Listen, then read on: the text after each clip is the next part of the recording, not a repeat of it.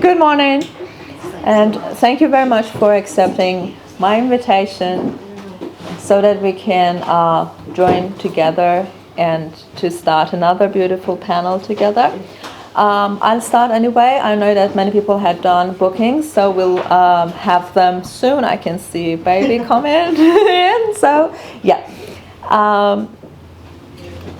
This is going to be the second from the series of events that we've designed for authors, illustrators. The first one was in June 2022. We had to cancel the second one, which was the July one, which is because whether we like it or not, we are living in a world of unpredictable virusy cancellations and everything like that. So this is happening constant. But after all, we are here. We have a lot to do, to learn, and to explore today. So I would just like to quickly start by introducing you to our very talented Ravishka Singh. Ravi? Yeah, Ravikesh, sorry. Yeah. And he's going to be on the instrument of tabla, which I'd like him to please explain a little bit about tabla and its history first, and yeah, the piece. It's like maybe 1,000 years old, the tabla. It's coming from the drum, the pakauj. And it is being said that Amir Khusro, the great legendary instrument maker and very knowledgeable person, had made this instrument from the pakauj. The pakauj is like a barrel drum, which was like played in the temples, like for Drupa, Dhamar, in these type of genres of music. Then in the tabla, the notes is the notes on the right hand and the left hand. So the notes are on the edge here. This is ta. So this is ta. Then inside here, the white spot. This is tin. And this is another basic note. In the left hand is ge. Ge. Then we have a cut. This is close. Now, ta plus ge together equals dha. Tin plus ge equals dhi. So we have a rule. You have to say it before you can play it. You know. So that's just the great things that this our music is, and our music is not written down. Yeah, it is written down for us to learn, but then you have to put it in your brain. You know. And then after that it will come in the tabla, you know. So I'm learning from Banaras Gharana, from the great tabla maestro Pandit Lal Mishra from Banaras, and I will play a little bit composition for you guys, and then I will say the recitable and then play for you. This called Rela. This Rela is coming from the train, and it was said this was made from the Nawab, like the kings. one day one of the king was going in the train, and he really liked the sound of the track, you know. Then he went to his his house, you know, the castle, and he asked the Nawab, like his tabla maestro, which was living in his castle, to please make something that it looks like the train. So this is like the train, the rela.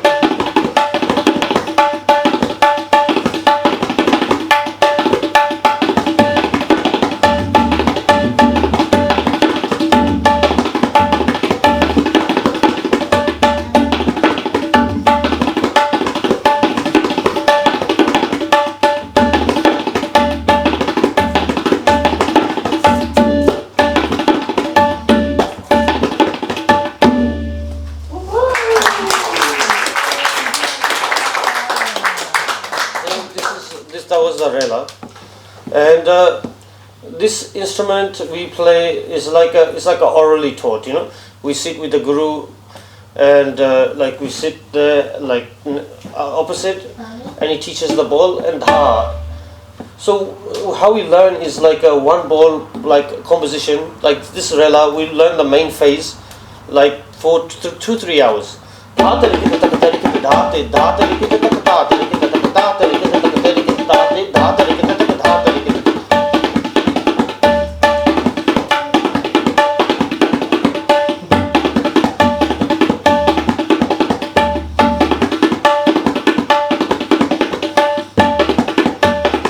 So on and so forth. Then after that 2-3 hours, then we go to the next palta or the variation, then the next one to the next one to the next one, like that way. And then we play the whole thing. After to finish it, we will play Tihai.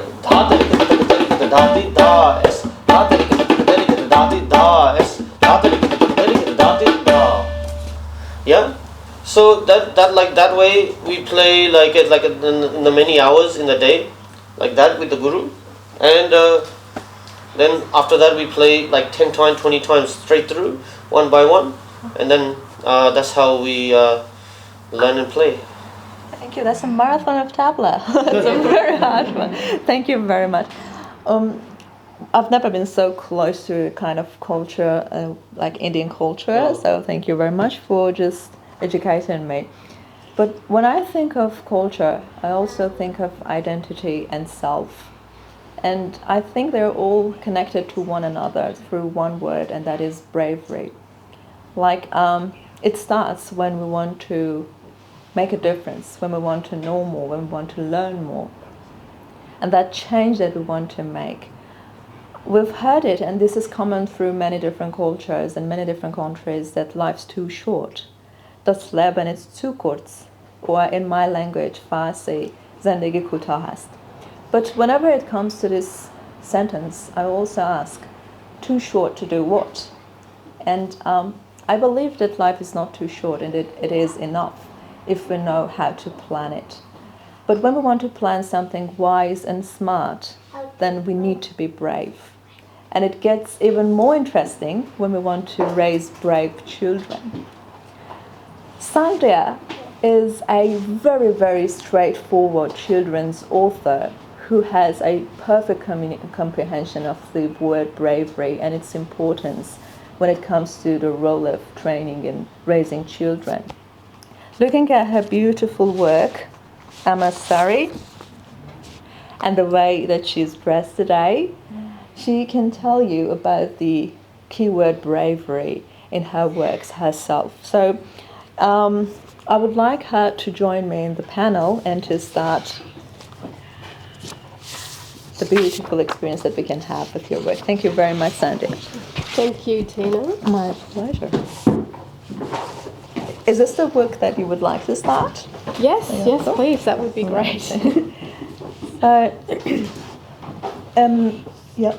Thank you so much, Tina, for having me here, and I'm so glad to be in your beautiful bookshop again, because it's just this melting pot of languages and beautiful books. That's what, so you add more beauty to the shop. Yeah. Thank you so much. Yes, it's a pleasure to be here. Thank you. Just my question is, I would like to start with this question, but then you are more than welcome to just open up whatever experience you had as an author, and then how do you define the brave identity that you are creating throughout your books, both books that you have, the boy who tried to shrink his name and then the emissary? What is that brave identity that you are trying to create? That's an interesting question, because I didn't really think about bravery when I was writing The Boy Who Tried to Shrink His Name. Yeah. The bravery element for me came through when I was writing Ammasari. And Ammasari started with a memory of me walking with my mum when I was growing up in Melbourne, and my mum would wear a sari on the days when the weather was nice, and we would go out. And I don't remember specifically the details of those walks, although I remember the feeling. So I remember feeling the feeling of being different, and my mum walking ahead of me in a sari. So it was when I was working through this story, and unfortunately, by the time I was writing this story, my mum had passed away.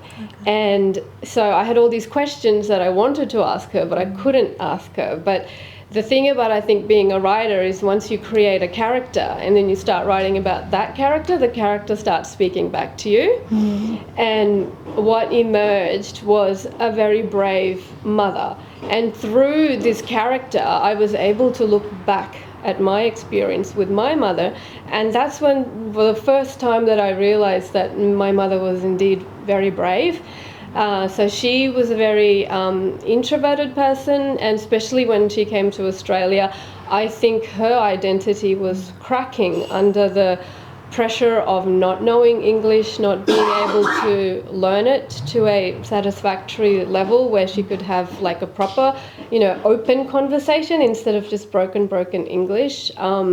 The cracking identity of not having like a successful job, or not having family and friends, and all of that was like breaking like around her, and I just felt like this one thing of just wearing a sari and going outside, that shone through. But I didn't realize it then, and it took me all these years before I realized, wow, that was a brave moment. That was her trying to scrape her identity, hold on to something and say, no, I'm still here. See me. So I think it was very emotional for me to write it, especially going through the characters. And that's where the bravery came from. But I'm glad you mentioned it with the other book as well, because I hadn't thought of it like that. But yeah. I would like you to talk about your experience as an author, like what was the source of inspiration for you? Yep. And then we would start our own questions. Yeah. Okay, yeah. So for me, like I started writing because when my son started prep, and we started reading a lot of picture books with him, and I saw the picture book as an art form. Because I had all these thoughts in my head about all my experiences of growing up in Australia as an Indian, as feeling different, and I never thought I was going to put it into a picture book. I thought, I might write this down somehow, but I didn't know what sort of format it would be made into. And when I saw picture books, I just thought, maybe I could put it into a children's story, and that's when I started looking at that picture books as an avenue to tell my stories, and I'm just incredibly grateful that a story like this that's based in my memories could be made into something so beautiful, because in the pages, like it's as if the sari has come to life. That's what, like it's just movement, and the sari is just taking a life of its own. So with my son now, like when we do like readings and stuff, and because we're in a multilingual bookshop, I just wanted to show you some of his favourite Malayalam, because I speak Malayalam. I come from South Kerala, and some of the books that we like, because it's very hard to find Malayalam books, and one of my friends writes these board books. So these are multilingual. There's got English and Malayalam in it as well. So this, reading something like this excites my son, and it's like, oh look, I can read this too, and we can read it in Malayalam. And even though these sort of books are rare, like I haven't seen it. This one's called Where the Three Oceans Meet by Regini Larocca. It's an American picture book. Written by an American Indian, but there's a page in here where you can see here there's the languages written in the language script, and these three languages, not my language, they're other Indian languages, because there's like 22 Indian languages, but just seeing those, because that's Tamil, Telugu, and one other language, Kannada. And my son's heard of those languages. We watch Tamil movies and Kannada movies all the time. That was also another exciting thing for him to see. Like, it's like, oh, look at the script. And, seeing him, see that and be excited by that makes me excited too. And there's this, and just pictures like this of eating paper roast. These are experiences that my son's had, when we got to India. And this page here, train. Yeah, the train, and right next to our house, there's a place like this. And when my son saw this, like he's like, oh, I know where that is. And so this is just the beauty of picture books, and when you add culture and languages into it. And I wanted to just show you this one here, the 100,000 Welcomes, which again has in the Indian language. It has Hindi. It hasn't got our language in it. But still, like, just to see how you can say welcome in different languages is very exciting for my son. So we like that. So if I just want to quickly go on to The Boy Who Tried to Shrink His Name. This is the first book that I wrote. This was is very special to me again, because my name, Sandhya might not be too long, but it's difficult to pronounce, and sometimes people pronounce it differently. And I was very blasé about this. I would just let people say, oh, just say whatever. It doesn't matter. People used to call me Sandy, and I would go, yeah, you can call me Sandy if you want. But then it was, I realised that, there's some sort of, maybe it's bravery, or maybe it's part of your identity about owning your name and just saying, just saying, this is not how you say it. You say Sandhya, that's how you say it. And I thought, yeah, that's important. That's important even for children as well, to understand that and be able to say, no, when people because when I was going, my kids were at school, and at assemblies, their surname would be mispronounced all the time, and there would be like a little pause before the surname came. But they were never asked, because I would ask them, did someone ask you how to say this properly? And the teachers had never asked them beforehand. So I always thought, like, you could do that. You could ask, especially like when you're in a closed place like a school. Like, there's not many. It's not that hard. So I thought, something to empower children just about their names. I mean, it's okay if you want to be called by a nickname and that's what you want, that's fine too, but you should also be comfortable, if you want to, about your own name and how it's, pronounced as well. So I think just learning about picture books and how to write them was was very exciting, because then I had this picture of this boy with a long name, and I just thought of him like, oh, what if he just literally shrinks it, get him to put it in the dryer, or, get him, and then it would come back to life again like a puffer fish, or, get him to actually crumple it up, scrunch it up like it's a piece of paper. Let's do that. And then it comes back like bang, because sometimes when you're telling somebody your name, like, and you're a bit worried, it just feels like bang, bang, bang, bang in your head. And also, what if you just folded it up a million times, over and over and over again? And then it unfolds like this. Because sometimes when you're on the phone and you're telling people, PARAPPU, and you think, they might not be thinking anything, like it could all be in my head, but still it's in my head. Like, why is it in my head? And this is what I feel. It feels like it's just rolling away from me, like there it goes. So just to be a little bit, just to hopefully, and I had so many beautiful stories, like children telling me about their 14-letter, surname, and how they're excited when they read this and go, oh, my surname is long too, and here's a boy who's just, embraced it and stepped into it boldly. So I guess you're right with the bravery that it starts with this story as well. Amazing, thank you.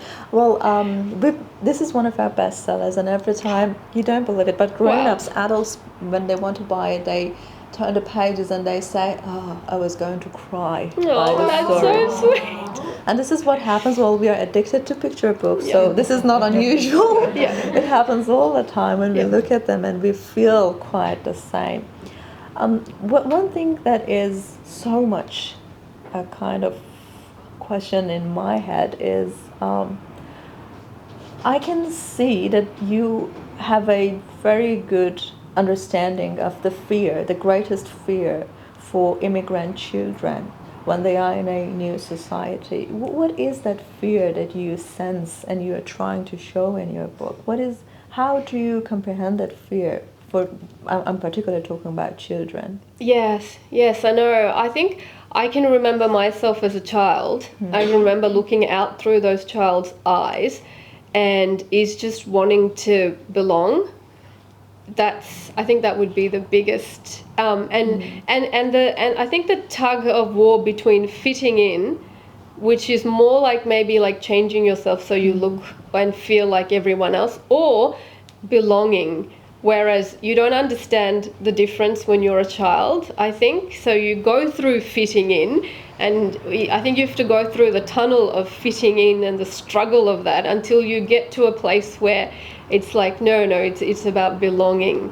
But as a child, I think I had to work through that, and it took me many years to that fear of knowing that, no, I just don't fit in, just knowing it, because you see it, like it's not. And I think also because I had first generation parents, and my parents' English was very bad. My that they don't talk like everyone else, and the awkwardness you have, like when my parents are with other parents in the school, and you see they have nothing common to talk about, and you feel that you, as a child, like, you might not, but you, in the corner of your eye, it, you can feel it, that, and you see that, okay, we're not completely like everyone else. So so then you go through that, fitting in, but it's only later. And I guess my parents didn't know enough at that time to tell me about the difference between fitting in and belonging.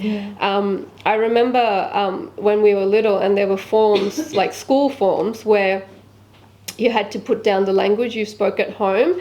My dad used to say, just put down English. Don't say that we speak another language at home, because he was worried that would disadvantage us.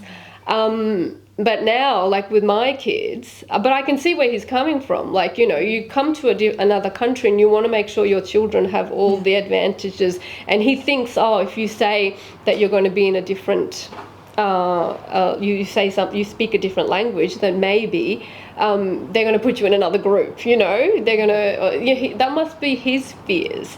But now, like with my kids, I just say, yeah, we speak this. You put that down first and then you put English down second. So I guess like my parents being first generation parents coming over and not knowing, not being able to like help me through it as well. So like I had to work my own way through it. But I guess now like it's changing because people are more aware of this and aware of the nuances between this and know how to deal with it a bit better. This word that you use, belonger, like I want to be brave enough and to share with you a little secret that I had ever since I was a teenager. I was diagnosed with high astigmatism at the age of 3.5, and ever since sentenced to a lifetime spent with glasses all the time. I took that up until the age of 16, and that was it. Enough of being bullied at school, enough of being ignored at parties. I refused to wear glasses for 12 years to come. Nothing. And back then, it wasn't that kind of technology to have contact lenses which suit my eyes. Don't freak out, I have contact lenses now. Because the hand was, do you see me? Yes, I do. So I have contact lenses now. But the thing is, all this suffering, all this struggle with myself, just because I couldn't belong to my community, even when I was back in my home country. So what I feel about your characters in your books is not limited to immigrant children. You're talking about a fear, which is common and is expressive of human condition, like across the world. You can be in a society that your generation belong to that country and society, but you are not the same. You're simply different. So I love the way that you are trying to, and you did, embrace these differences, and you try to show them and to express them and to let them be seen by many different people. I love, when I was reading this book, and I tried to put myself, which wasn't very difficult for me, to be in the shoes of this young lady and to feel how embarrassing it can be if your mother is not a blonde, tall woman with all the characters that are quite acceptable in a society. And quite the counterpart, she's like very different. But as we grow older and older, we see that it really doesn't matter. Like what made her very unique for me was the fact that she wanted to show and express everything that she has and is. You know? So thank you. Thank you. Thank you for saying that. And one last thing, if you don't want to add anything, like no, I think I'm good. Last time that you were here, you picked a book and you bought it for your son, which was from our silent book sections. The title was in German, but it was just pictures. Yes, that's right. And you told me that you have a particular interest, you and your son, in silent books. How did that come? How did that happen? I think it was just by getting a book, a silent picture book from the Wordless picture book, and just sitting together and slowly going through the pictures, and then realizing, like, if you turn the pages too fast, that you don't understand what's going on because you have to go back and you have to read the pictures. That's quite amazing. And when we went to an exhibition once at the State Library of Queensland, they had 60 silent picture books from around the world, and we went to see that exhibition, and we just enjoyed the pictures, the story through the pictures together. It's just incredible how you could actually not need words and just go through the pictures, and there's a story there. I love sitting with him quietly as we all sit there and turn the page, and in our minds, like, we're both working through it, and then all of a sudden one of us might say, oh, look, did you see this, or did you see that? Oh, now I get what's going on. So it's a lovely experience even without words. And I just wish our local library would have a wall full of wordless picture books, because there's some amazing ones being made. And that one too, like the one that I can't remember, I should have brought it here with me. That was such I think that was a story of a chicken and a fox. a chicken and a fox, Yeah. and they go. One of them goes fishing, and it goes on an adventure. Yeah. But it's lovely to see. It's just so beautiful. And it really activates the creativity, so that you Yes. want to build up the story behind everything. And Yeah. each time very different. Oh yeah, and there's a different pace to wordless picture books. So I find that if you take 10 minutes to read a normal picture book, you need at least 15-20 minutes to read through. Your pace, you slow down even more, and I like that. I like that how it makes you slow down. So I think people need to read more wordless picture books, definitely. Beautiful word. So do we have anything from the audience, because interested to know more? Yeah, bye. I was just wondering, now that can you see me? Can I see you? Now that the books are doing so well and the awards are rolling in, you're doing lots of interviews and things like that. I was wondering if you're finding that the book is having an impact on the adults that you interact with, as in hosts of things and journalists and stuff. Are they more conscious about asking you how to pronounce your name and having that kind of conversation? Yes, I think so. Definitely, that's true. And funny that my husband just started at a new job, and that a part of their introduction to the was write about one book that had an impact on you. So he wrote The Boy Who Tried to Shrink His Name, and that was sent out on an email. And the very next day, he had the receptionist and the admin staff all come up to him and say, "How do you say your name properly?" So definitely, I would say yes. Yeah. This name thing is, I had it enough because my baby's name is Siavash, and every time people ask here, what's his name, and they say Siavash, and they just forget about it. We get that a lot. So anything else? Beautiful. Sandhya, thank you very much for your time. Thank you. And sharing the story. Yeah, that was so lovely to talk to you. Thank you so much. As we're sitting here, relaxed and enjoying our conversation with beautiful panelists, there is a massive trouble going on in the chicken house, which we would like to help with and solve it. But the solution comes from a very creative mind. When it comes to creativity and flexibility, Yvonne is a character who embraces all diverse concepts to work on. Given the biographies to naughty characters and to animals, content-wise, her style just shifts from writing biography type to poem type to illustrating her own works to illustrating other works, on and on. So she's quite creative. And when I want to think about the world that Yvonne is dwelling, it always reminds me of the exact world that children are living in. The world which is parallel to reality, but is created out of their own curiosity to learn and out of their own powerful imagination. While I'm going to read your beautiful bio, I would like you to join me in the panel. I'll bring my books and goodies. Yes, I'm going to give you time. Yvonne is a picture book author and illustrator from the Netherlands who lives in Brisbane. She writes and illustrates stories for children with curious minds. Thank you for taking away my daffodils. Her latest books are Little Bill with All the Bush Christmas and as an illustrator Trouble in the Hen House. Yvonne is an experienced early childhood professional and a frequent speaker at festivals and schools. She's studying a Master of Arts in Writing and Literature. She buys more books than she can read, comes up with more ideas that she can write and illustrate, and has more children than she can manage and brings more stuff than she can put on the table. But she does try very hard and she did a perfect job and she's never bored. Thank you very much, Yvonne, for changing my decoration. Yeah. Do whatever you want. Thank you.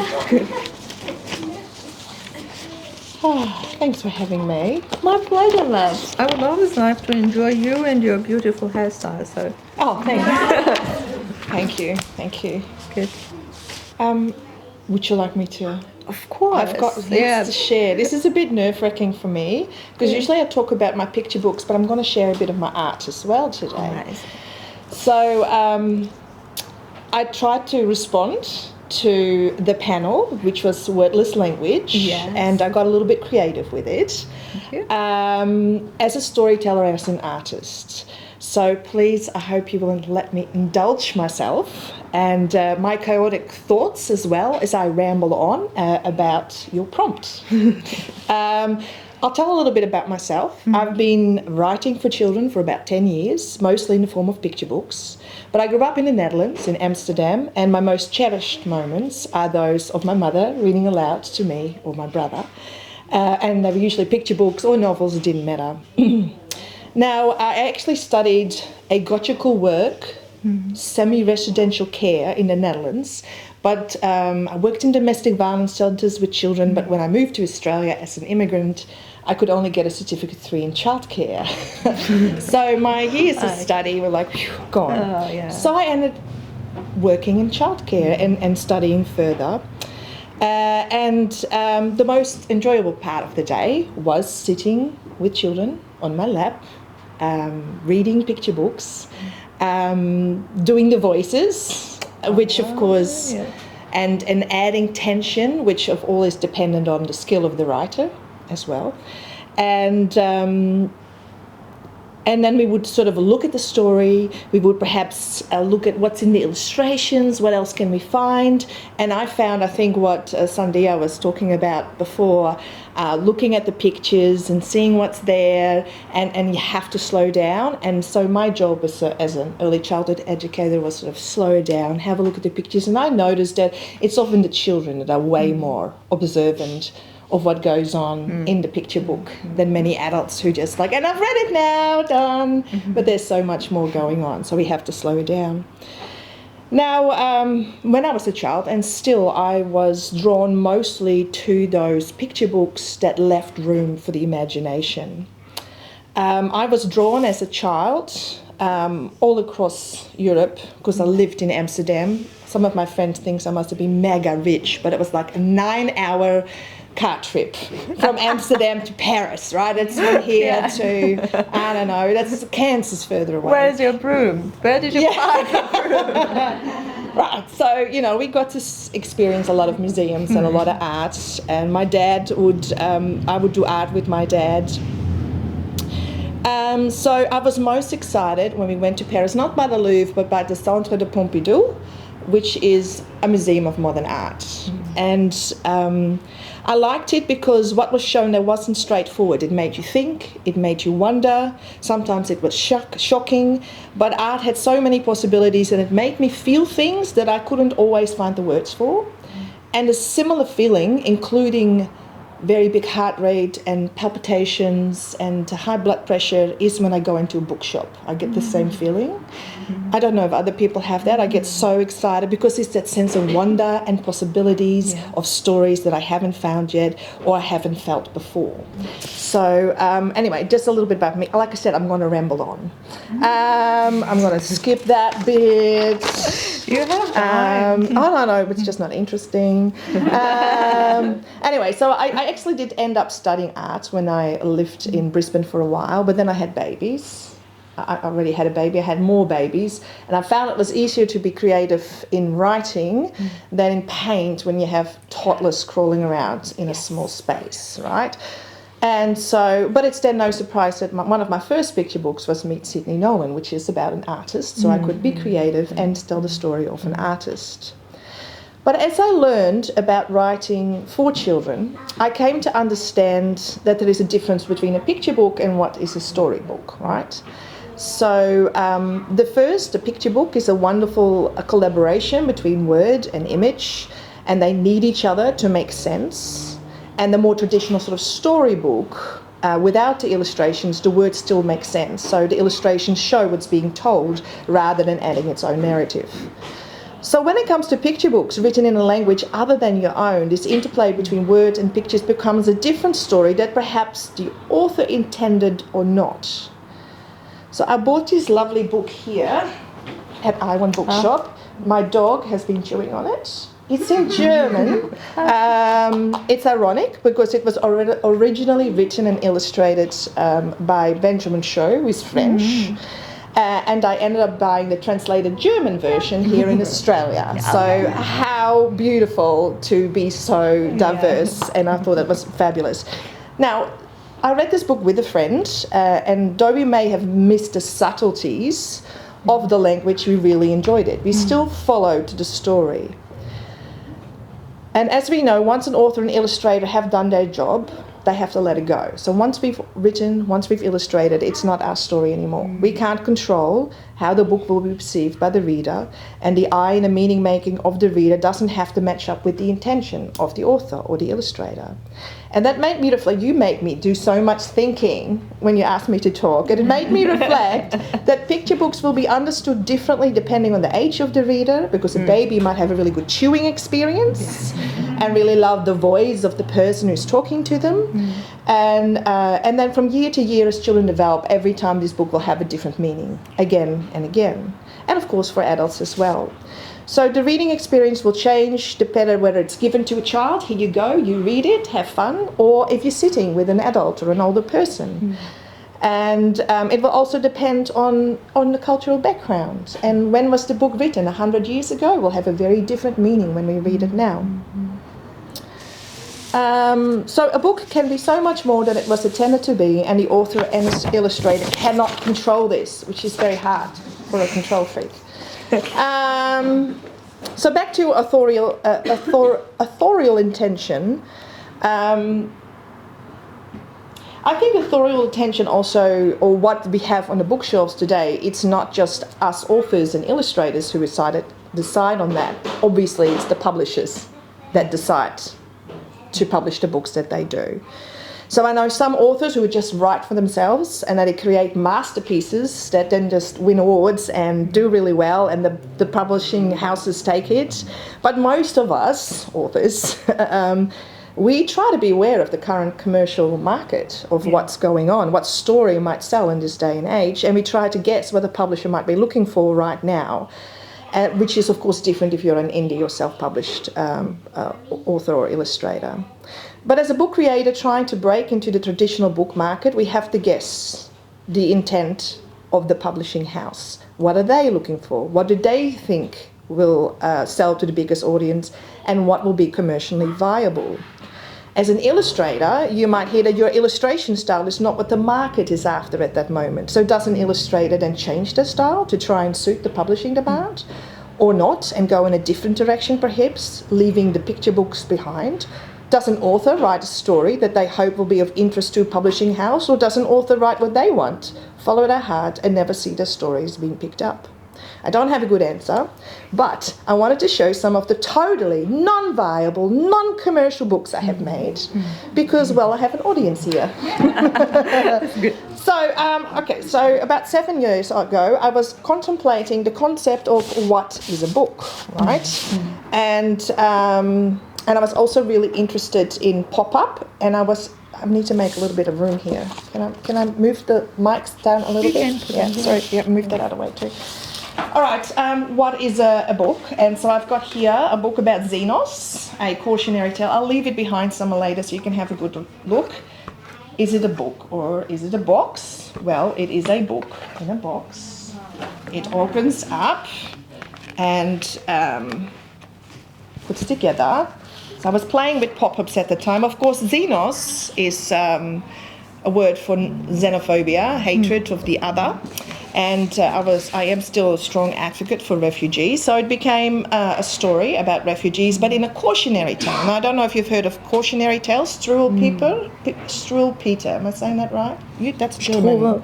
Struwelpeter. Yes, if they were cautionary tales where the book things, where things would happen to children because they wouldn't conform, and then there would be disastrous consequences. So I took that concept. I won't read it to you now because I don't want to take up the time, and it's also written in terrible rhyme because it was written 7 years ago before But it talks about this little boy. It's a bit hard to see. Refugees arrive. There we go. We've got numbers. He hides behind. He doesn't want them there on his house. He hides behind a wall. Then he builds a brick wall with a flag that says "Mine," and he spies. Here's his little eye. Spies down the back. He builds barbed wire, but finally his walls crumble down. All the refugees are still living there. What am I up to? I'm speeding through it. Here we go. Oh no, that's this one. Is it? No, this one. Yeah. Anyway. Oh no, here I forgot. There was also one here. Anyway, look at it later. Finally, he builds himself a golden cage where nobody can touch him. This is his property. Nobody can share. He's got his own key. You can't see it very well, but he's got his key right there. But he drops it. Can you hold this for me? Like that. He drops his key, and of course someone takes his key. So it's a cautionary tale. We have to have a terrible ending. And at the very end, he is stuck there in his golden cage for the rest of time, while the refugees have a lovely... So that was sort of something that's totally non-commercial. It's non-viable. You can't do anything with this. But it was so much fun. You can leave it with me. I'll enjoy it. It's so much fun. So then I ended up experimenting with these things here. It's a bit hard to see. Like, they're just experiments, but they're little people that might one day, they don't really go together, but they sort of read little books. And then every animal, possum, wombat, kangaroo, they each have their own baby with their own book. So one day this might become a story about the Bush Baby Book Club. Who knows? I don't know. It's just playing at the moment. I can't do anything with it, but show you. I've bought some extras if you want to do some of your own. Yeah. Okay, but finally, this is something I make specifically for today. Thank you. Because I was obsessed with these books when I was a kid. Do you know these? Oh, yeah. Oh. It's a carousel book. It was a Christmas one. We are from an atheist family, but nonetheless we have a Christmas story. And I decided to make my own. Based on sugar. Okay, sorry. I'll just continue on. I should tell you about this first. So this is my cold wax painting experience. It's abstracted. Then I add a layer of meaning with like a shadow style. So you add a layer of narrative illustration, it becomes a piece of art. Anyway, so that's what I've been playing with, and then that led me to combine that with the carousel and make a little booklet here. And I've translated it. I'll read out to what it says each page. Gibbeti asput op molki fritza zuf. Akrika slot ikislurf, pols adrot jajuf. That's this page. Brupe drot jahuit, atrika slot ikislurf, pols adrot azuf, pri buf burf. That's this page. Op prop zuf swift drot hoit, ob obring spu struf, atrika slot ikislurf, pols adrot azuf. So again, it's the cold wax, it's the shadows, and then this story. In what language was it? What was that? Yeah, it was totally made up. I was like going to say, what was that? Doesn't ring. No, it doesn't make any sense. But my point was to have a look at a story that you can't understand, such as in your book, where you grab a book. I don't speak French very well. I don't speak Farsi. I'll buy a book anyway because it will make sense to me in a different manner. So I guess I was playing with that concept. I do have the words to it. It's basically a description of exactly what's happening. A balloon drifts across the sky, a pier juts out, perhaps they will meet in the middle, and it just sort of talks about that. So those were my sort of playful, I guess, ideas and thoughts that you prompted in me. So thank you for having me here and letting me play. Ignited the creativity. Well, I'm speechless. That's too many. I know, I got a bit overboard. I got overexcited. Yeah. No, that's amazing. Thank you. So beautiful. Now, well, my question seems to be quite simple for you now because all the sorts of wisdom that I see here on the table. I was thinking, how complicated is it to write a biography for a child? A biography like Sydney Nolan. Well, you have to go to what matters and what the heart is and connect to emotions. So when you tell a biography, you really need to sort of find what is children going to find interesting and what is the story that you really want to tell. So with Sydney Nolan, it was easy. Yeah, you looked at what his most iconic work is. It was the Nat Kelly paintings. You look at Sydney Nolan and you find all of these links. Sydney Nolan's granddad actually was one of the people that hunted the original Kelly gang. They have an Irish background, so does Nat Kelly. He had a lot of secrets hidden behind his masks that Sydney Nolan looked at. So you looked at sort of putting all of these things together and then look at the heart of the story and sort of make it, and add in as many facts as you can, because 900 words is not a lot for a biography. The language shift is quite beautiful from the biography of Sydney Nolan to that of the Oliver's Grumbles. Like from that kind of I can say serious language that you have in the biography into a very playful, childish language that you have in Oliver's. Is this any particular part of the book Oliver's that you have with you and you would like to read? No, that's over there. Bring it with me. I'm sorry if you can reach out. Because I love, it's been doing quite slow. It's a small sort of publisher, but it's been doing so well, and I do all my author visits with Oliver. Probably because many of us has the same Oliver at home. Well, yes, we all have grumbly kids. But this book was written because I was really grumpy with my kids at the time, and that made me think, what would it be like if your grumpy mood came alive? And I thought it's probably better if it's told by a child than a mother. But, So what did you want me to do? I wanted you to please read the part that you like most. Because I loved all of it. I'll go with the big scene where Oliver loses it because one of the grumbles has walked away with his snuggle blanket. Something inside Oliver popped. He stomped and howled until his face was red. He felt sore behind his eyes and he could howl no more. He sagged and slumped on the soggy grass and sighed. He had one last, daring plan to get rid of those grumbles. It was going to be terribly tricky and horribly hard, but they had left Oliver no other choice. Beautiful. Well, you were a perfect reader for those kids. No, thank you. I wish I was a kid back then. Thanks very much. One last thing from me, and then you are more than welcome to ask your questions. Yes. Thank you. You know how organized I am. So, all my obsessions. What are the challenges when you want to illustrate another person's book, like in comparison to when you are illustrating your own work? Because then you have to illustrate all the imagination behind the text that is written by someone else. Well, it can have... I think both of them has benefits. If you do someone else's story, you have a bit more creativity in adding your own narrative arc. You sort of add your own creativity to it, but you might also have the fear of not doing justice to someone else's story and doing it wrong, and that's not what they imagined. Doing your own sort of... I do my own stories. I haven't had any of them published.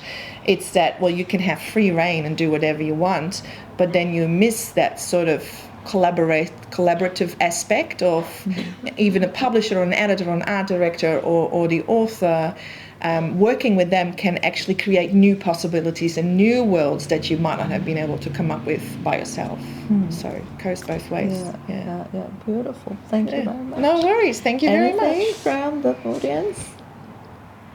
Would you like to be sponsored for publishing any of these beautiful works?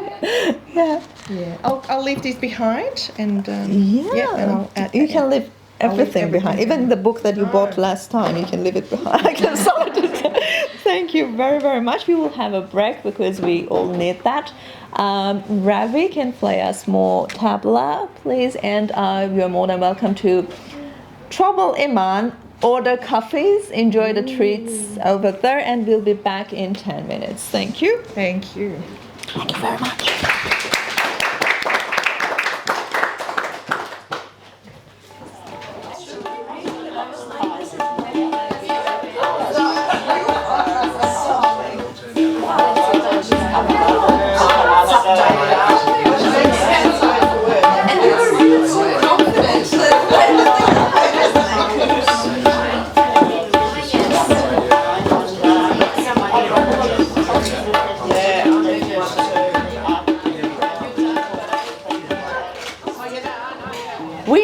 Have a birthday today. Yeah, the birthday of a very dear friend who's been with us in the past 2 years. A friend which we really advantage from her presence in many of our events, and she's always so silent. Mary. So Mary, our dear friend, has a birthday today. And we're going to give you a very, very small gift just to remember you of us. And that is a double pass for the movie Hit the Road on 5 Star Cinemas, which is going to be on the screen for 1 week. And that's such a beautiful movie. So please don't forget to get the tickets from Iman before you leave. And happy birthday, Mary. Thank you. And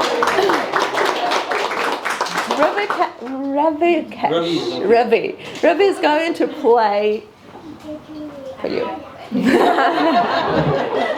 I don't know how you're gonna play Happy Birthday for him. Okay, yeah. So we should sing Happy Birthday, isn't it? Oh well, that's a good idea, if we yeah. So like everybody clapping and you will be singing and yeah, sure. Happy birthday to you.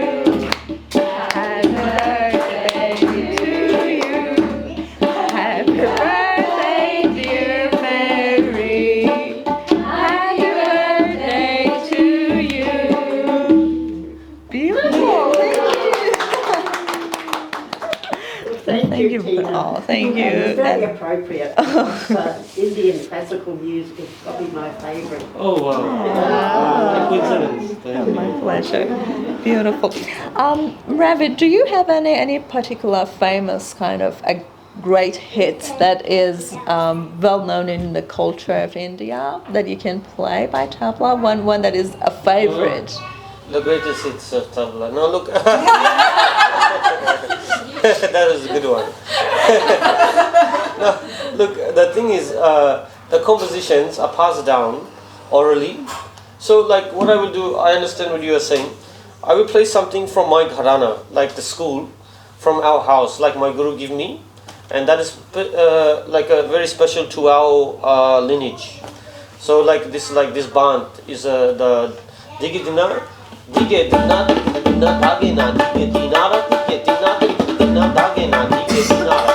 So this composition was passed down to my Dada Guruji, the great tabla maestro, the wizard, the god of tabla, Pandit Nokilal Mishra, from Banaras Gharana.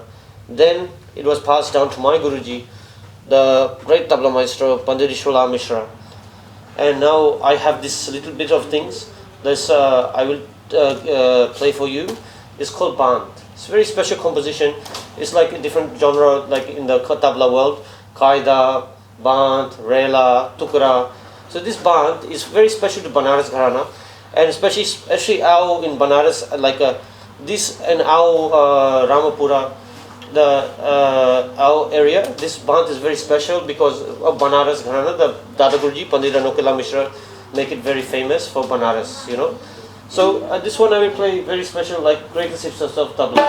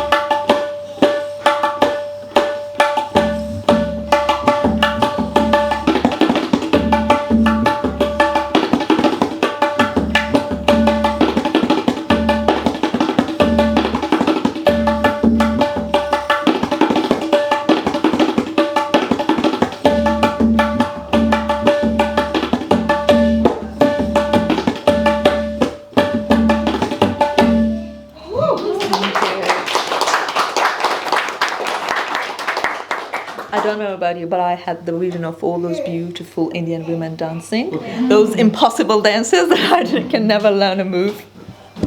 Thank you very much, Ravi. And night. When this word comes to mind, I always have a complexity of feelings ever since my childhood. Fear, loneliness, wonder, happiness, cold, peace, everything that you can think. But one feeling which is dominant and fluid among them all is excitement. And that was the feeling of being really excited, awaiting what was going to happen to me, and that was my father's stories. It was the magical story of an Andalusian horse with golden hooves. And as you may know, these horses, they have silver skin with white spots on them. But this horse had real silver skin with real gold hooves and was freely living in the mountains. But the story couldn't be so beautiful and peaceful, it was so boring, so my father created a villain. And that was a hunter who was hungry for the skin of the horse and all the beauty, to own them and to have them. And you can imagine the adventurous nights that we had, my father and I, throughout those stories. Now that I am a mom, I'm trying to dig into my sleeping memories to awaken them for my baby's bedtime stories. And that's why I invited Jacqui, because she's the best person to help. While I'm going to read your beautiful bio, Jacqui, I would like you to join me, please. Jacqui Halpin is a former registered nurse, talk shop convener, and children's author. Her passion for children's books comes while reading bedtime stories to her 3 children. She completed a diploma of professional children's writing and now, many years later, has the joy of reading her own picture books to her grandchildren.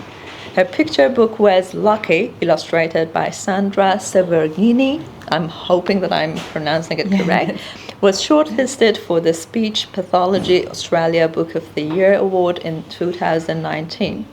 Jacqui is the Brisbane coordinator for the Queensland chapter of the Society of Children's Book Writers and Illustrators and a founding member of Writelings. Thank you very much for joining me, Jacqui. Thank you so much. Thank you so much for having me, Tina, in your gorgeous bookshop. Thank you.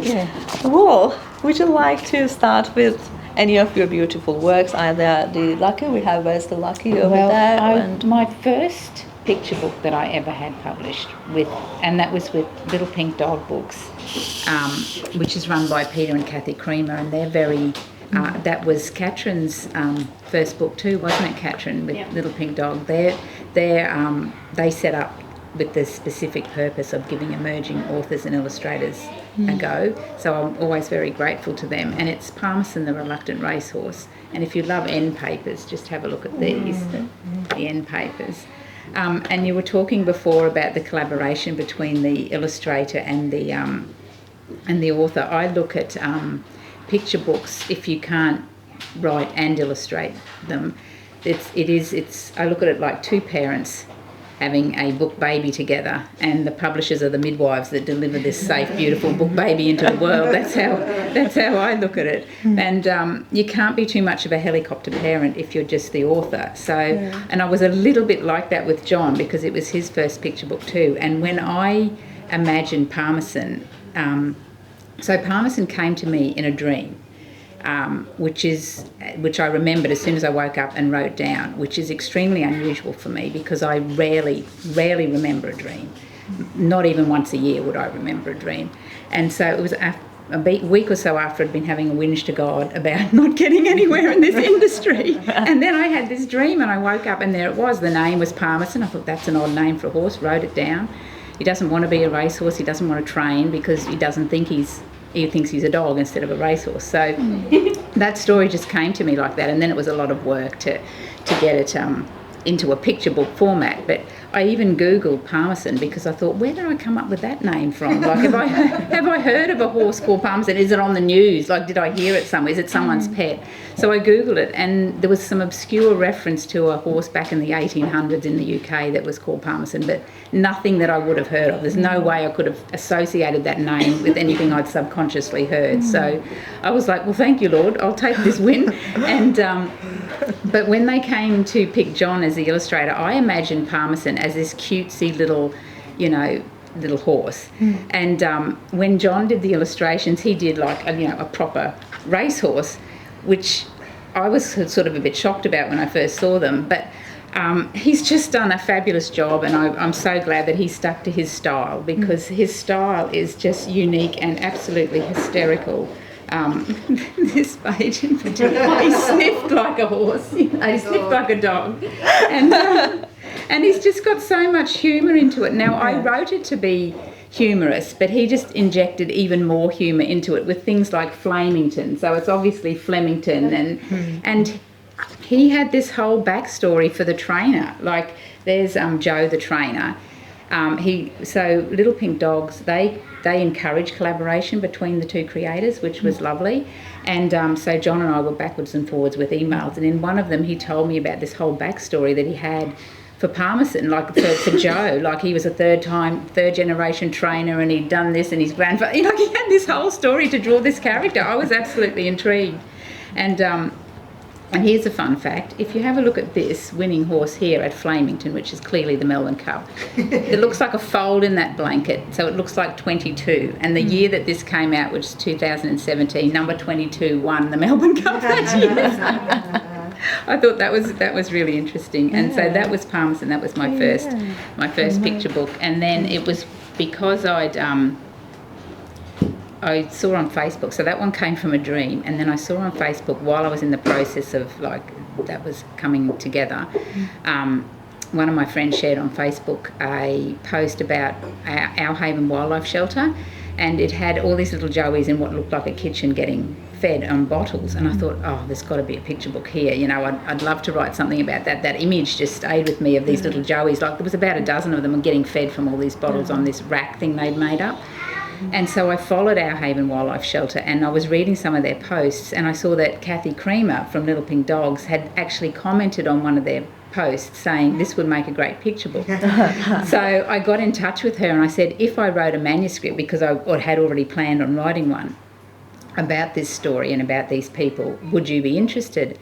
And she was like, well, how soon can you get us a manuscript? Which I went into panic then, because all I had was a rough idea, and they wanted a manuscript. And they found, a few weeks later, I thought, don't panic, Jacqui, you've got weeks. You can maybe in the school holidays go down there, see how they do things. The story will come to you then. And it was only like a week later, Peter Creamer said, what do you think of this lady for the illustrations? And it was Sandra Severnini, and I looked at her website and I thought she'd be perfect. They're just gorgeous. Yeah. And so he said, okay, it was half an hour later, I put you in touch with her, get together, sort it out, sort of thing. And I was like, oh my goodness, she's going to need a manuscript before we go down. Like, she organised that we would meet down there. And so we went down to our Haven Wildlife Shelter, and so I was panicked then, and I wrote this first draft, and I wanted to get across what these, look at these for gorgeous end papers. I wanted to get across what these wildlife carers do, because I was very passionate about the work that they did and caring for our native wildlife. And so I wrote this first draft under pressure, and I gave it to my first line of defence, which is my family. They read everything, and they came back with, it's really boring. Like, this is not good at all, Mum. Not good at all. And I knew they were right, but I was hoping that they'd say something. And they were right. I read it, and I thought, it's just a bunch of facts. And it was my youngest daughter that said, you need it to be something like Sebastian Lives in a Hat, which is an Australian classic. Sebastian Lives in the Hat. And tells the story of little Sebastian, who gets, little wombat who gets rescued and that sort of thing, lives in the hat. And so I got the copy of Sebastian Lives in a Hat that I'm carrying now, and I read through it, and I thought, I need a Sebastian to tell their story through. And around that time, Teresa from Our Haven, I'd been in contact with them and they were very helpful and supportive. She put a post up of a little swamp wallaby joey called Lucky. Most of their rescues were eastern grey kangaroos, but they had a few swamp wallabies, and Lucky was one of those, and he was a real character.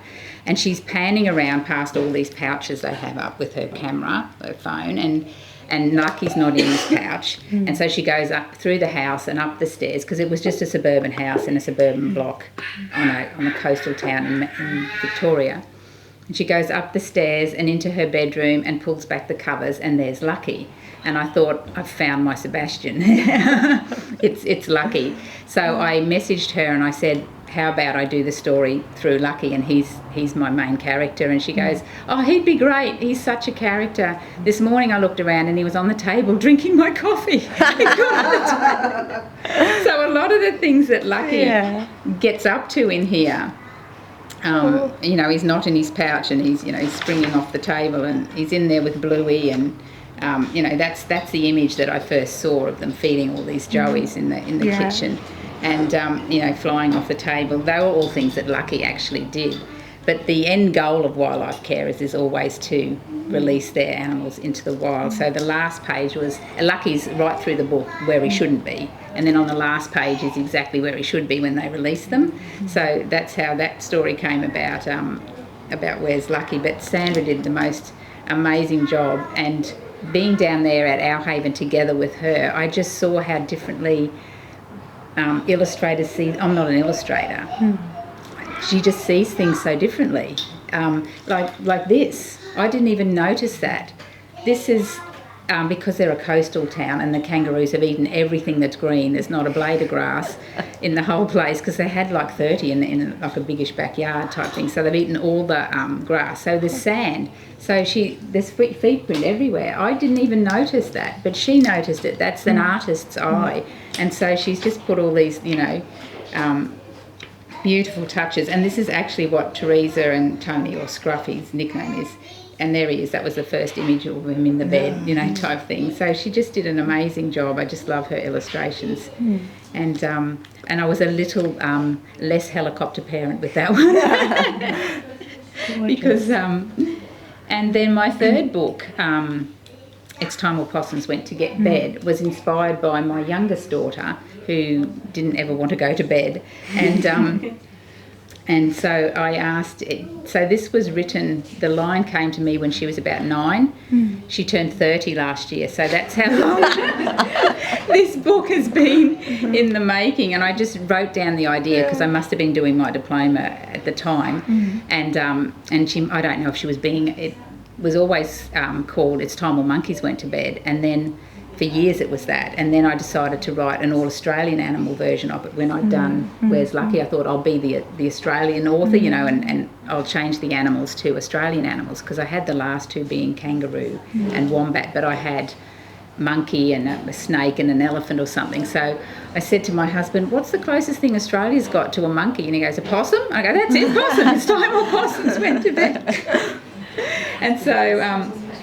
and when a firm picked it up and they found an illustrator who's Gavin, who's in the UK, they asked, did I have any requests for him? And I said, well, my youngest has red hair, so could he please give the character of Millie, who's not, my daughter's name is Elizabeth, but that's terribly hard to rhyme with, so the name had to change. And in fact, Yvonne here critiqued a very early version of this years ago, when the rhyme was all over the place, and I had to change the name and a whole lot of things, and I sent it to Jacqui Hosking and paid, she's a rhyme expert, and she helped out so much on that. And so, so that was It's Time All Possums Went to Bed, that came out this year. Amazing. But, Beautiful, beautiful. Thank you for sharing the stories. And well, you've answered many of my questions, because while I was reading Lucky, I thought that this story is too authentic to be just created out of nowhere. So definitely either you or someone close to you should have had the similar experience. Lovely.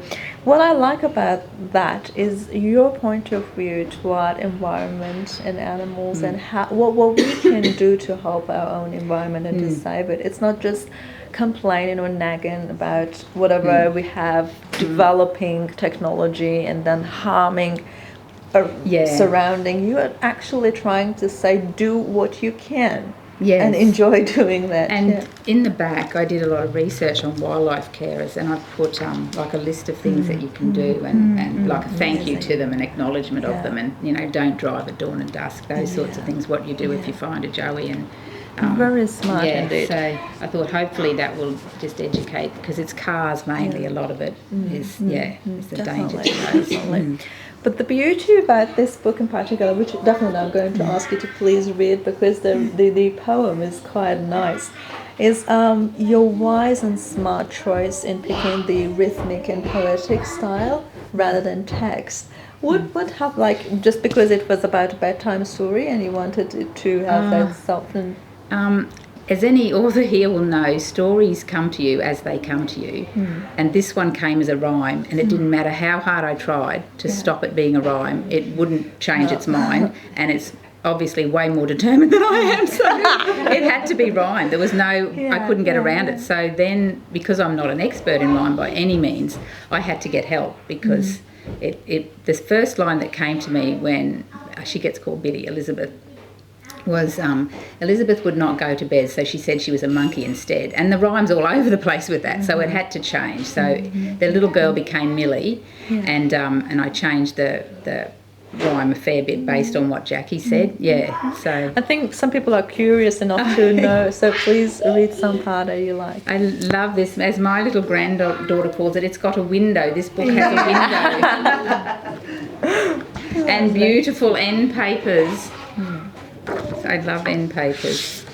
So, Millie would not go to bed. I'm a possum, Millie said. Fine, said Mum, we'll play a game. Then it's bedtime, just the same. They nibbled grapes and juicy pears, then chased each other up the stairs, and that's when Mummy laughed and said, it's time all possums went to bed. I'm not a possum anymore, Millie crept across the floor. I'm a bilby, small and grey. Night-time's when I like to play. Little Bilby, Mummy said, is there no chance you'll go to bed? OK, let's play a digging game. Then it's bedtime, just the same. They scratched and scraped with busy paws, digging holes with nimble claws, and that's when Mummy laughed and said, it's time all bilbies went to bed. I'm not a bilby anymore, Millie rolled up on the floor. See my sharp and spiky spines? They protect me all the time. Well, said Mummy, crawling about, down on the floor, tongue poking out, we'll lick up ants to play this game, then it's bedtime just the same. They shuffled and snuffled all around and wiggled and giggled down on the ground, and that's when Mummy laughed and said, it's time echidnas went to bed. I'm not an echidna anymore. Millie leapt up off the floor. She reached her arm above her head. I'm a big emu instead. Millie and Mummy stretched their necks. They gobbled seeds with a peck, peck, peck. And that's when Mummy laughed and said, it's time all emus went to bed. I'm not an emu anymore. Millie skipped across the floor and jumped about upon her bed. I'm a kangaroo instead.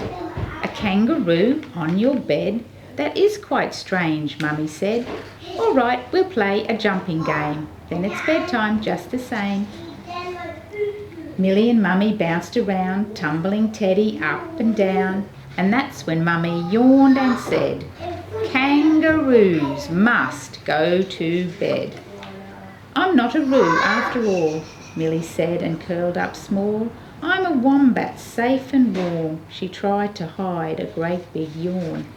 Good night, wombat, Mummy said, in your burrow, sleepyhead. Soon we'll play another game, but now it's bedtime, just the same.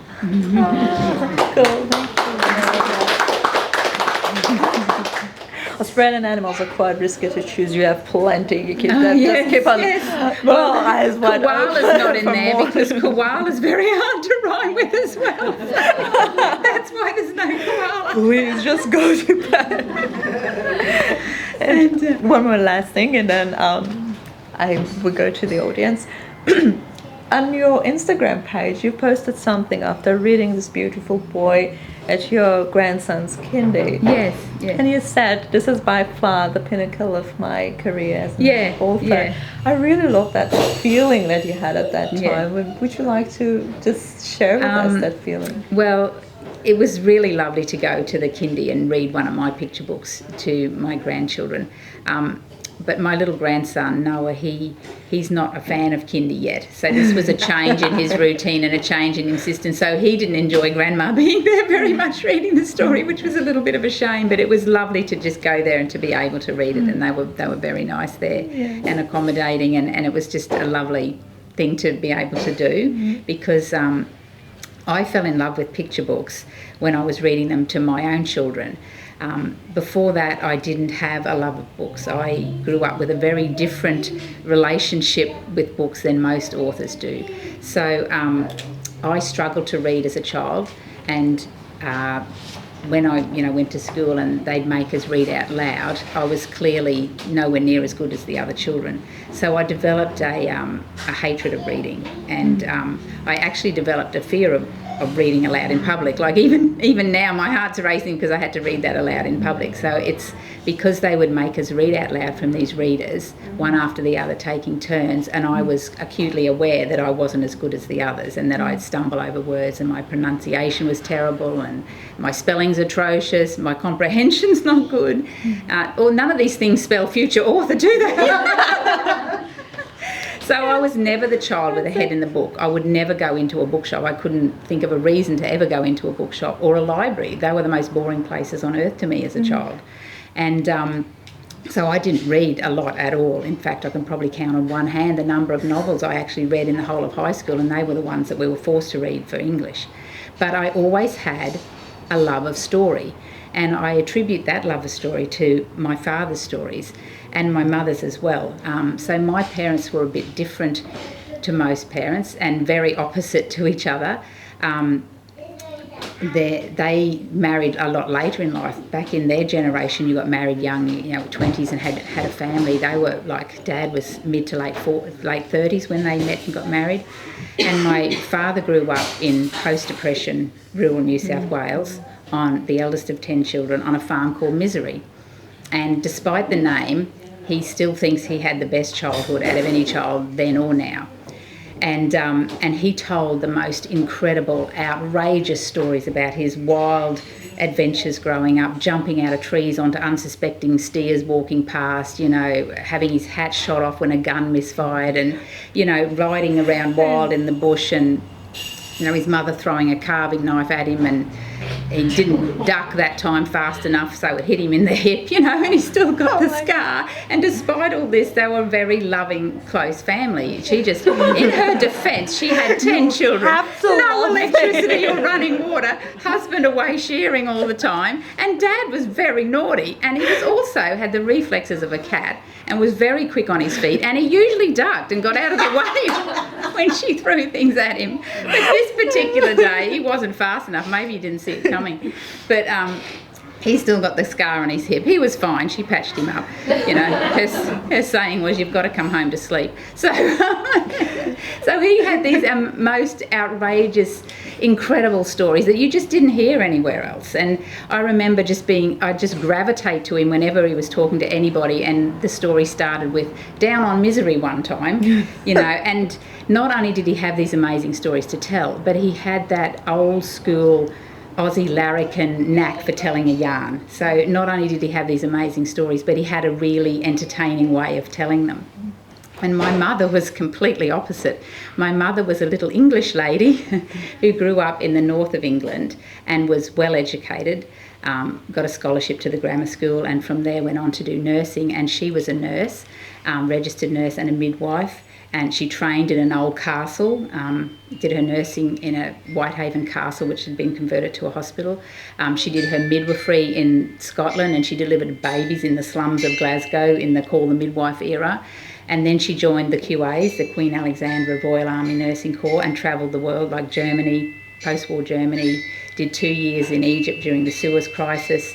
So she had, and then came out to Australia as a 10-pound pom. and was a career nurse before she met my father. So she had the most interesting and amazing stories, and photos of her on camels in front of the pyramids, and a camel saddle in their bedroom. I never realised it was, she used to say, put things on the camel stool. I didn't realise it was actually a camel saddle until years later. So she had these amazing stories, and she had these, Mum was very kind-hearted, very loving, very empathic type of person, and a very good nurse and midwife. And she told these heartwarming and absolutely heartbreaking stories about her patients and colleagues and patients she lost and her travels, you know. And so I grew up with these amazing stories. So I always, despite not liking reading, despite having difficulty reading and not liking books, I grew up with a love of stories and storytelling. And despite not being that good at English at school, I always got good marks on any stories that I had to write, despite the spelling being atrocious and the grammar probably being non-existent. So, so that's where my love of storytelling came from, I think. Beautiful, was from my parents, beautiful. Yeah, but it's a pity your mom didn't have a real scar on her. Yes! This is a new adventure in life. Thank you very much. This is something that I could have never thought of in 100 years. Just looking at you with these beautiful works, but thanks for sharing. It's lovely. Thank you so much. Do we have anything that you would like to ask Jacqui? Thank you, Jacqui, very much.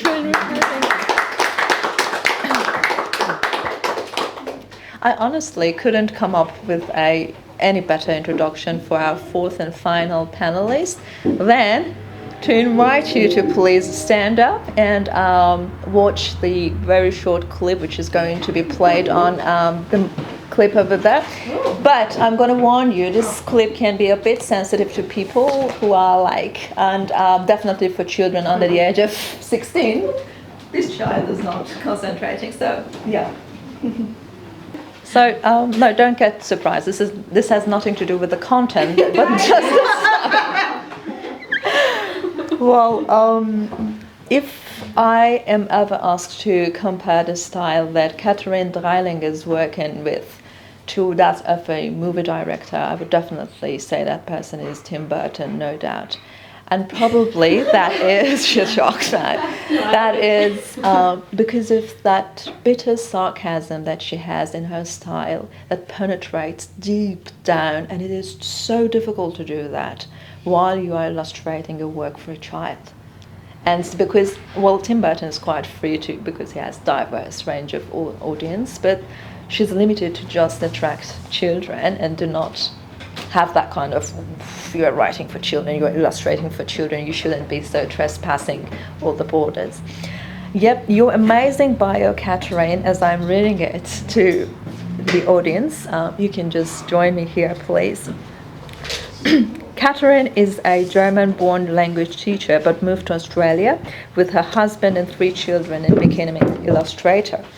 Katrin creates quick illustrations that features different media. Her first picture book, The World's Worst Pirate, by Michael Worthington, has been awarded Notable Book 2018 by the Children's Book Council of Australia, and she also delivered illustrations for a highly successful video animation production on YouTube. Katrin was awarded the HarperCollins Illustrators Showcase Award 2019 at the biannual SCBWI conference in Sydney. She is represented by Essie White at Storm Literacy Agency. In 2021, her first authored and illustrated picture book, A Perfect Pig, published by Scholastic Australia, was released and quickly followed by If You Ever Meet a Skeleton, my favorite work, written by Rebecca Evans and published by Page Street Kids. This year, Katrin has illustrated 2 more picture books, Cicada Sing Song, written by Pat Simons, and Granny Smith, written by Michael Worthington. Michelle, yeah, thank you. In her free time, she loves to spend time with her family and her 2 golden retrievers, Lockie and Trudy. Yeah, but I changed the last bit. My puppy is so naughty. Yeah, cool. Yeah. Thank you for having me. I was just so grateful to come out of the house from under my rock and to get back into the Kindle community because, as an illustrator, I think you tend to bury yourself in your work and you're not very social sometimes. So this is great, and thank you so much. Thank you for coming in. So I prepared a little bit at home for the topic of wordless language, and just to give you a bit of my background. So I came to Australia 18 years ago for my husband's work, basically. I just became mom to 2 little kids, and I had to interrupt my plans for my life, and then we decided to move to Australia, so everything became even more chaotic because, like Yvonne said before, it's not as easy to just go and work in your usual job here. Plus I had all these little kids around me, and so what happened was I used to work as a high school teacher. Hello. Hi. And for languages, for German and English. And when I moved to Australia, I wasn't teaching German literature anymore, but German as a foreign language, which is a totally different concept all of a sudden. And I had this naive idea of making children fall in love with literature as a teacher, with obviously a little bit naive. And then with this twist that it was not just literature, but grammar and rules, and the German language is really hard to learn in the beginning. It was all a bit, I felt like a fish out of water. It was not my passion anymore. I love working with children, but I realized I can't really teach them the love for literature.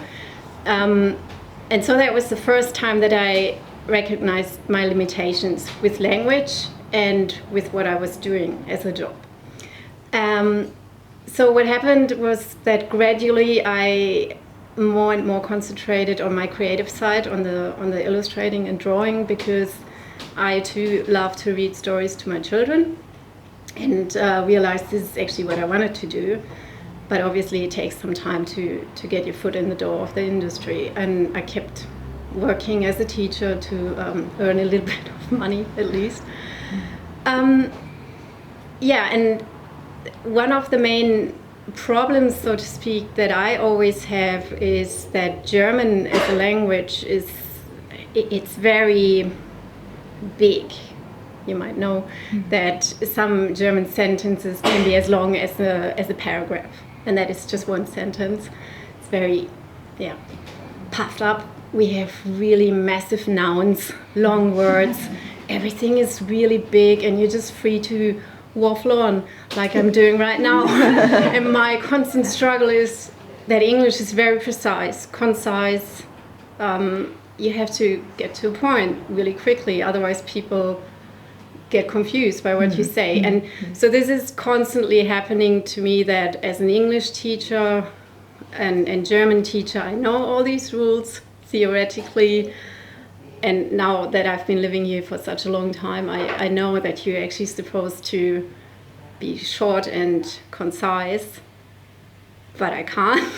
So, which was a great moment for me to realize maybe you just focus on the wordless, on your illustrations. And I do love writing, and I do write a lot, but it's this constant struggle that I'm still thinking in German, because my husband is German as well, and we predominantly speak German at home, even though my children are now teenagers, and they started to speak English among themselves pretty quickly. And German is that weird little thing our parents do. We don't want anything to do with that. So my thinking is mostly German, and I always have this translation process in my head. And I think it was June Perkins, her, who once said to me, don't worry about it so much, it could actually be your style. Like when you're writing, that it doesn't sound very English, it sounds a little bit confused maybe and strange, but that could actually be your style. So that really helped me to keep writing. But like I said, my true love is the illustrating and the visual storytelling, and it gives me so much freedom. Thank you. I bet you liked it there. So shy. You're the introvert illustrator, you know. So yeah, and that's what I've been doing. And just to give you an example of my very first work, my self-published story that I've written and illustrated myself. It's got so many mistakes. Like it's called How to Get a Fat Fairy Flying, and that was a story I've written for my children when they were still little. It's about two misfits in society. This fairy that's a bit obese. Yeah. Such a faux pas to write about people that are a little bit big. But the German humor is a bit different. And I was just in a beginner, it didn't occur to me that would be stepping on some etiquette, you know. So I didn't really expect it to be published. I just wanted to get it out of my system, basically. But you can tell that besides all these etiquette and strange things going on, the text is way too long. The sentences are, like I described before, just endless. Every child already fell asleep on page 3 because it's just too much text, you know. And the facial expressions are just so, I don't know. But it was something my kids and I did together. It's very cartoonish as well. See that face, you know, screaming her head off, falling down. Yeah, it's a story about a witch that can't do good magic. It just doesn't work for her, and the fairy who can't really fly properly, and they become friends and they help each other out. So that's the story behind it. But it really shows the struggle that I had in the beginning with the story, with the language, and to just come to the point and tell a story that I wanted to. And so I'm always hiding this somewhere in the basement. But yeah, the other day when I came into your store, I found some German books. I didn't even know this author or illustrator, but it just really demonstrated that the humor is a bit different in my culture. It's very full on, and sometimes people might think, oh my gosh, you can't laugh about that. It's brutal and it's not appropriate for children, but they don't mean it like that. And now that I found this book here, I actually realized, that's just how our culture is sometimes. So we have this toad here it's actually a book about anger, and not anger issues, but just about being angry, and that's fine. When you're angry, you're angry. And this toad here actually shocked me a little bit, because I'm out of Germany for such a long time, I suppose. So he goes to that hedgehog, and she's so angry that she actually rips out the hedgehog's spikes and just, you know, doesn't even say sorry afterwards and storms out. And then it's really mean to that snail here, and makes a knot into the elephant's trunk, just standing on the head like. And you know, and here it's just a villain, angry in the field. And then that's the end of the story, and there's not even a solution to this. And I will just accept she was so angry. There are several short stories in here just about being angry and letting loose. And there's no, you shouldn't be like that at all. And I just thought that's interesting. And maybe if I was still living in Germany, I could just write like I feel, and it would be okay. So this is the constant struggle that I have, but I love it. I mean, it's interesting to know both sides. And so that's my struggle, but my life is not just a struggle. I just meant to say I have really nice moments as well. And I love my work. So, but like I said, I try to focus more on my illustrations and try to grab the audience, children, with illustrations, with a visual storytelling, and the way I try to do that is with very present and strong colors, for example. So I do like pastel work, but I don't do it myself. I really want to see the colors, and I try to combine interesting color combinations, for example, and textures.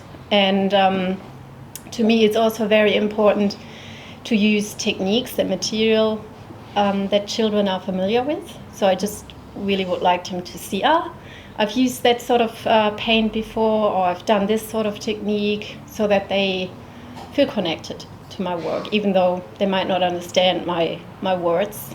But so they see through the images what I want to say.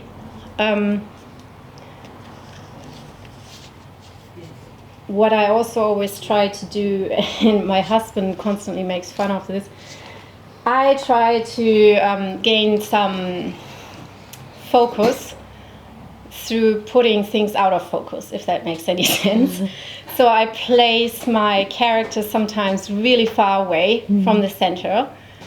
And in the beginning, I've done that not very well. Sometimes they were just cut out. And my husband, who's very neat and accurate with his stuff, he always told me, your stuff just gonna get cut out. So put everything nicely together in the center where everyone can see it. And I always said to him, no, I'm not doing that. I want my characters stand a little bit outside of what's happening. So someone who has the time sits there and all of a sudden sees something that he didn't think that would be there and that would be important. And in this case here, Little Anton, that's a story that I've written myself and illustrated myself. This little guy here, he lines up at the bakery. He's trying to get some birthday cake. He lines up, and only to realize later there's not much left. And here he is a little bit away from the rest of what's happening. And you also have to look a little bit closer. His eye is twitching nervously. So I try to grab little moments there and give little extras to show what the character is made of and what he's going through. But you have to look a little bit closer. I've done this with my first book, The World's Worst Pirate. So this character here is not one of the main characters at all, and he almost got cut out as well. But he is very important to me, and I wanted to show everyone the panic of the situation. In his face, you can see how bad the situation is at the moment. But so I have to practice this, taking things out of focus, but still visible for someone who has the time, and to look at the pictures properly and not racing through the story. I'm also very interested in, we have a German word for that, Zwischentöne. So if you want to translate it literally, it's a bit like the in-between tones, or tunes. So the in-between, not what's really in the focus, in the main center of attention. So just the moment when everyone's like breathing, going like, what is happening, or, it's hard to explain, but I just want to show things that are not in the text.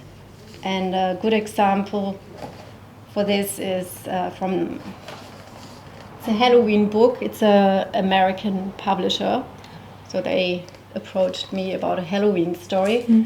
If You Ever Meet a Skeleton by Rebecca Evans, and it's a story about a skeleton and a group of children who are out on the Halloween night, and the kids are going from house to house collecting candy, and then they see the skeleton, and of course they're scared, and they don't know that what the skeleton wants is a friend.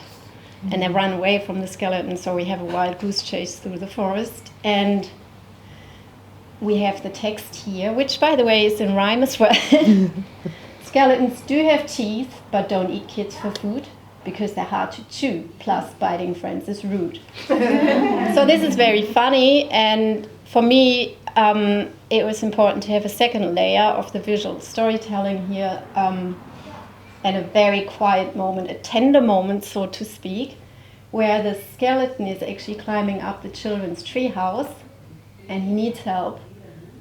And so we have those two hands meeting here, which is not an illustration of what is actually being said in the text, but something on a different layer. And I just always thought that's actually what I want to do. I want to show things that are not in the text that are somehow important for the emotion of the story. And it worked in this case. Usually it never works. So these are the things that are important to me. And I also brought some, if you wanted to have a look later on, some original drawings from A Perfect Pig. So this was one of my sketchbooks. It's very chaotic again. Original sketches in pencil, and just Anton here, and a different technique that has later been used in the book at all, actually. It's very messy, sorry. Anton here, dressing up, and if you wonder why it looks half done, it is half done because the second part of my work is always done on the computer. So I work traditionally first with paint and basically mixed media because I use a lot of things, and then I put everything in the computer and add detail. And again, so for me it's important to have a closer look at the facial expressions, at the little details. You're welcome to have a look later on. I have another one here, and then you need to ask me questions because I'm out of words. I will. And here you can see, I might actually show that page. Do you need help? I just don't want to knock over the... No, that's okay. So it's all good, it's quick. Thank you. That's the last page. So... Which one? Yeah, so you can see these two on the paper don't have anything to do with each other in that moment. I cut them out and put them into the book digitally. And I'm always concerned about my use of paper. I don't want to waste any paper. So I just put everything where I have space enough, and then I cut it out. So yeah, this is the last page, but this one, that's Lola, is 2 pages before that. So my drawing has nothing to do with how it looks later in the book. And just on a little side note, this character here, Lola, which is Anton's friend, and he's preparing the birthday party for her, she was named after my neighbor's Labrador dog, because it's just the character that this dog had is exactly the same this pig has. So, but yeah. Thank you. Just a little anecdote. Much. Beautiful ones. Any questions? Before we get to you, I have one. Katrin, you obviously want to be known more as a kind of illustrator than an author for children. But mainly, is it because you are interested more in this criteria, or do you feel like it is more appropriate when you are creating a book in another country while you have a kind of different background, a different heritage? Like what I'm trying to say, that probably writing and illustrating your own book while you are in a country which you don't know that culture very well wouldn't work that much for you, or do you think? It's a good question. I don't know. I mean, I always try to get my stories out as well. I basically write as much as I illustrate, but I think I just got a little bit better at illustrating because writing is hard. And even if I have this this degree in literature, in German and English literature, it's got nothing to do with writing picture books, of course, and especially not in a different language. So it's that is a harder process for me at the moment, at least. And I'm still trying to write, so I just have to get it out there and find someone who understands what I'm trying to say with my stories. While we were having like a short conversation on silent books, have you ever tried to consider that for yourself, like a book that you are the silent author, Yeah, the illustrator? when you were just talking about it, I thought I might try that, give it a go. But it's difficult too, right? It's Because still it has the story. I think my problem really is that my thoughts are so chaotic because of that language barrier, and maybe just in general, that's the person who I am. I just need to get the message out in a clear way, and that's my my task. That's where I have to put a lot of work in. Yeah. Lovely. Do we have anything from you beautiful people? Yes, Jacqui? I have a question for you, Katrin. Have you ever wondered, like, because now you've got a few books out, so your name is known here, and obviously in America too. Have you ever tried writing in German and trying to get a German publisher to publish the book? Yeah, so in the beginning I've done that a lot because it makes sense. Yeah. It might have changed, but years ago the system was a bit different. So you would never ever find an email. You know, a lot of illustrators actually go there and have an appointment with the editors, which is really nice. It's just not possible when you live in Australia. And I could never get my hands on an email or just, send my stuff to someone. I think I did it once and didn't hear back, which is typical. It's very normal. But so there was just this distance problem and not really knowing how to approach people there. What about your agent now that you've got an agent? Would that be something that they could look into? Because Also, surely they have contacts. Yeah, she looks after the American market for me because she's American, and I more or less do the rest. And I feel like I already have my hands full trying to get established in Australia because it takes a long time. I'm always trying on the sides and with my social media to reach out to all cultures that are relevant to me, like with the German and English. But yeah, it takes a while, I guess. Hopefully happens one day, because I'd be happy to illustrate for a German publisher for sure. Yeah. Anything else do we have? What is the thing? What is the work that you are currently on? Like, do you have anything current? I have so many projects on my desk, and it's just a matter of finishing it and sending it out, and otherwise it just stays invisible. It's just so much out there that you send out. But you are very busy. I am. Like you are constantly publishing something, sending something. That's very good. Yeah. I mean, some of the books I actually done years ago, and then not Cicada Sing Song, but Granny Smith. She the other book was postponed for quite some time because of COVID, and so there are quite some breaks in between the projects, but I keep myself busy. I do my own projects and I send them out and have a lot of things on submission, and I'm praying and waiting, and that's all you can do. Among the books that you've already published, is there any particular one which was more challenging for you, or you had to? Yeah, interestingly, I find it a little bit harder in the circumstance where the author is in contact with me. I prefer to just work by myself, not because Give me the book and go. Go!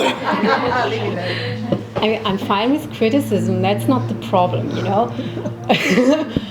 So if the author tells me she's not happy with this or that's fine. But I find it really hard to to serve someone's expectations with my work.